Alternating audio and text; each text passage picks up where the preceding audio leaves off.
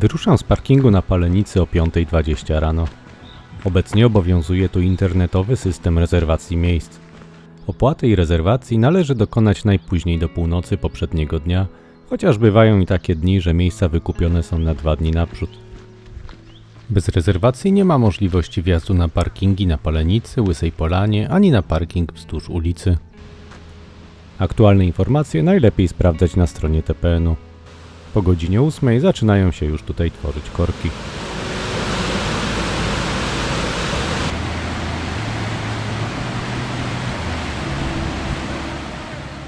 Mijam wodogrzmoty i zaraz za wodospadem skręcam w prawo na zielony szlak prowadzący do Doliny Pięciu Stawów Polskich przez Dolinę Roztoki. Wodospad składa się z 3 kaskad. Z wyżniego wodogrzmotu, którego ledwo widać z mostu, z pośredniego wodogrzmotu doskonale widocznego i niewidocznego niżnego wodogrzmotu. Wodogrzmoty wzięły swoją nazwę od ogromnego huku wody spadającej po skalnych kaskadach, słyszanego z daleka przez wszystkich, którzy podążali starą drogą do Morskiego Oka, a przebiegała ona blisko dna doliny, przechodząc koło niżnego i pośredniego wodogrzmotu. W 1891 roku Towarzystwo Tatrzańskie z okazji rocznicy sprowadzenia prochów Adama Mickiewicza do Polski nadało wodogrzmotom imię Wieszcza, mimo tego, że jego związek z Tatrami czy nawet z Podhalem był żaden. Obok wodospadów znajduje się uroczy skład zielonych toalet na miejscu dawnego parkingu, w którym jeszcze w latach 80. zatrzymywały się autobusy kursujące na Włosienicę. Szlak jest prosty, jego przejście nie stanowi większego problemu. Ścieżka wiedzie przez las, głównie po kamieniach, przechodząc kilkukrotnie przez drewniane mosty. Po niespełna 4 kilometrach rozdziela się on na 2 warianty. Pierwszy oznaczony czarnym kolorem, który bardzo stromym podejściem doprowadza wprost pod schronisko w Dolinie Pięciu Stawów Polskich. Drugi oznaczony na zielono, wiodący koło wodospadu Siklawa, również doprowadzi nas do schroniska, jednakże drogą okrężną, ale bardziej łagodną. Wybieram szlak zielony, który szybciej doprowadzi mnie na przełęcz. Przechodzę koło największego i najwyższego wodospadu w Polsce Siklawy. Jest to również największy wodospad w Tatrach, za to najwyższym jest znajdująca się w słowackich Tatrach Ciężka Siklawa. Dochodzę do rozejścia szlaków przy moście nad Roztoką i od teraz trzymam się niebieskiego szlaku na zawrat.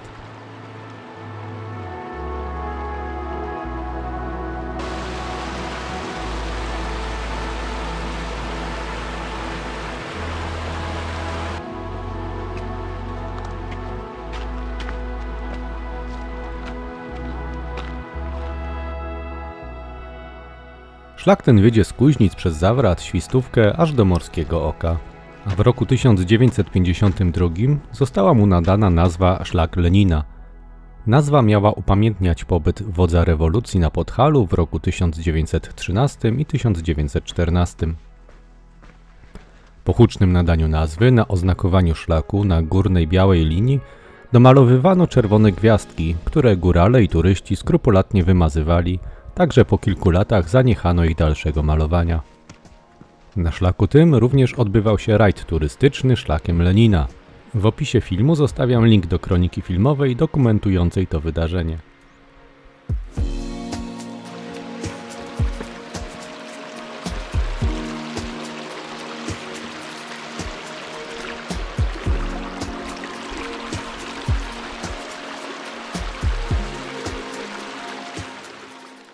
Podążam cały czas niebieskim szlakiem, mijając odejście na Krzyżne, Kozi Wierch, Szpiglasowy Wierch i na Kozią Przełęcz, którą później będę schodził.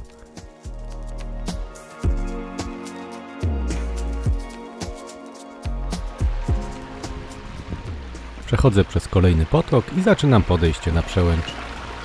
Jest to łatwiejszy wariant wejścia na Zawrat, nie ma tutaj żadnych sztucznych ułatwień, nie napotkamy tu też żadnych trudności aż do przełęczy.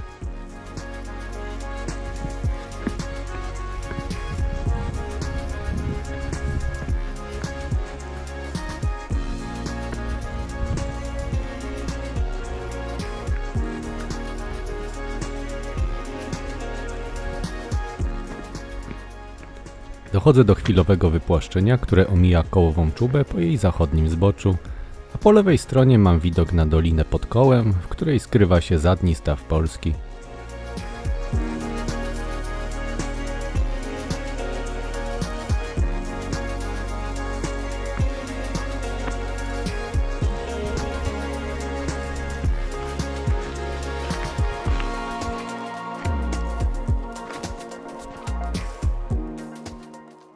Jest już 8, 14 lipca, ale w zacienionych miejscach wciąż można spotkać szron. Część kamieni nadal jest śliska.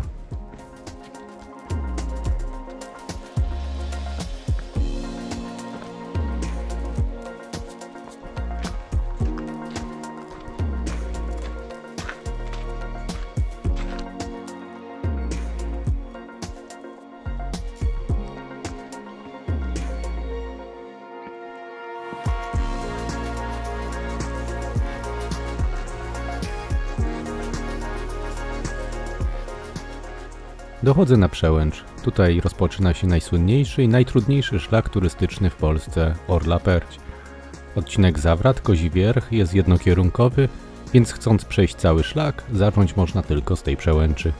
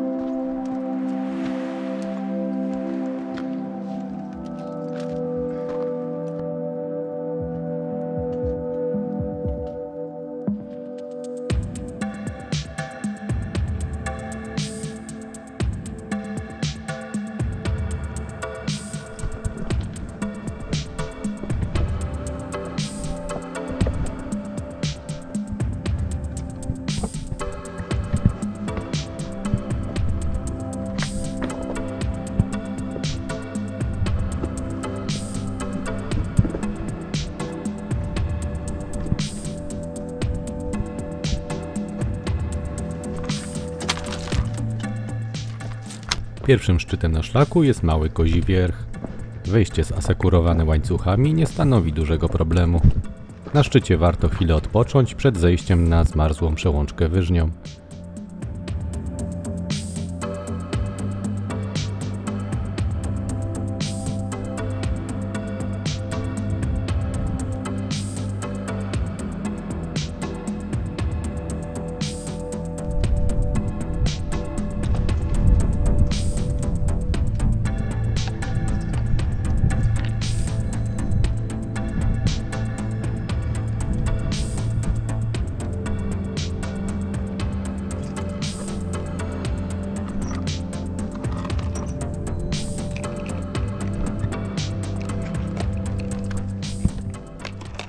Zejście jest krótkie, ale emocjonujące, po mocno opadającej ścianie.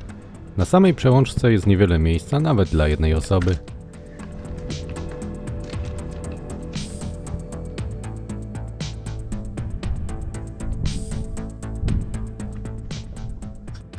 Dalej przechodzi się na żleb Honoratka. Dla mnie było to chyba najtrudniejsze miejsce na tym odcinku. Miejscami da się przejść tylko przy użyciu łańcuchów.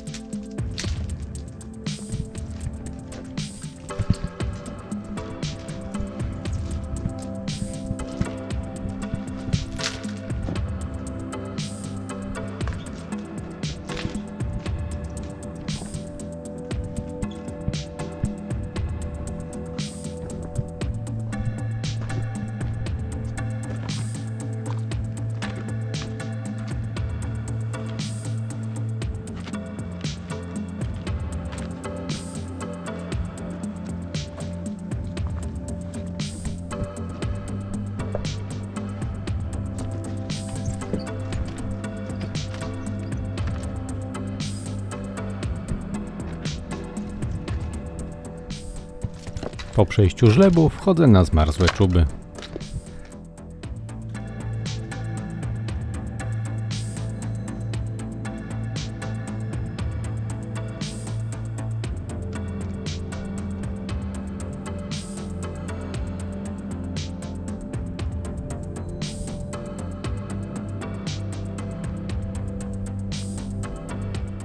Dochodzę do zmarzłej przełęczy, na której stoi jakby wbrew fizyce 3-metrowa skała.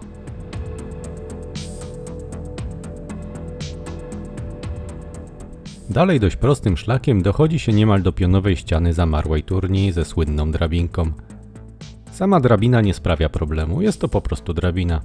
Dla wielu osób największym problemem jest tu lęk przed ekspozycją. Ogromna przestrzeń dookoła potrafi mocno oddziaływać na wyobraźnię i często trudniejsze okazuje się wejście na samą drabinę niż zejście po niej.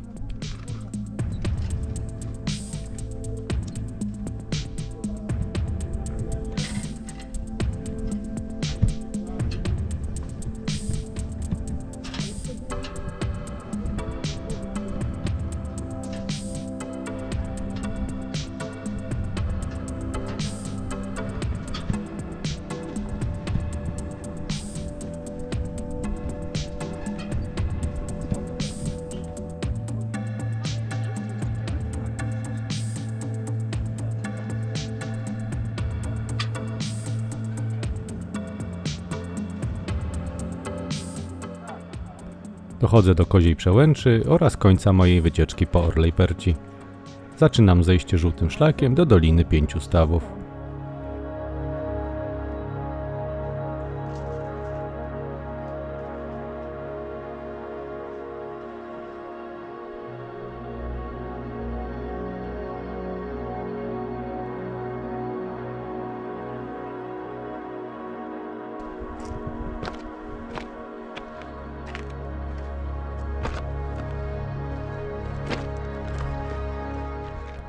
Zejście z przełęczy również dostarcza emocji. Szlak w górnej jego części jest cały czas ubezpieczony łańcuchami i klamrami.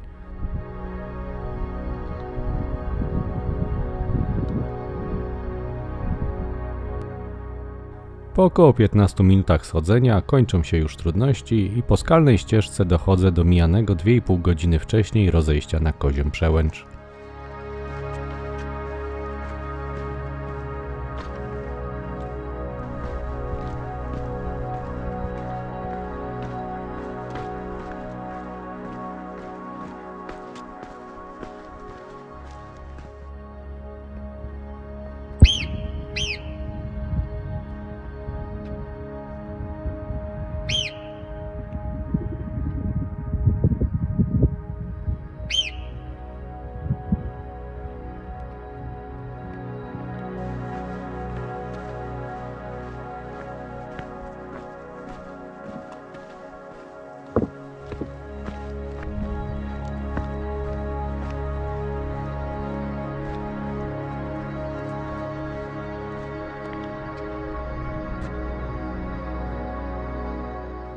Powoli zmierzam do najwyżej położonego schroniska w Polsce.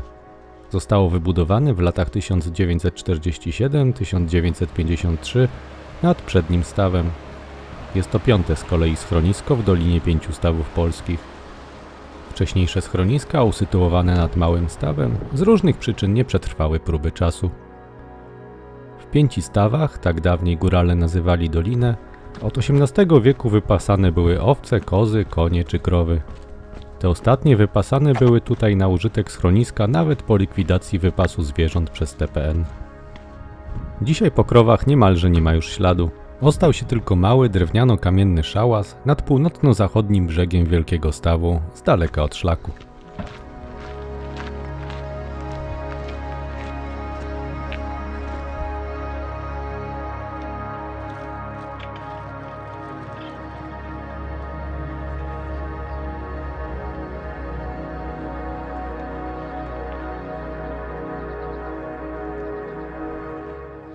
Po krótkiej przerwie i zjedzeniu słynnej szarlotki udaje się z powrotem do Doliny Roztoki, tym razem schodząc czarnym szlakiem.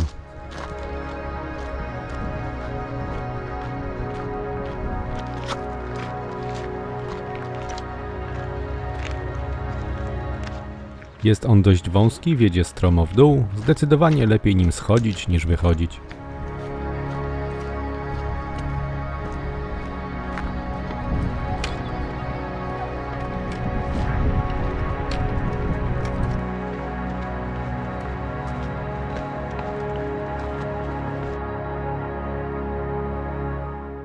Dochodzę do rozejścia szlaków, idę dalej w dół do wodogrzmotów i na parking.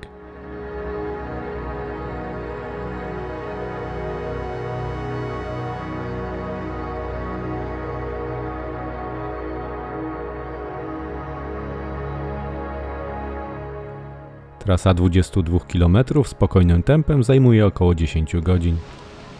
Wszystkie niezbędne linki zostawiam w opisie filmu.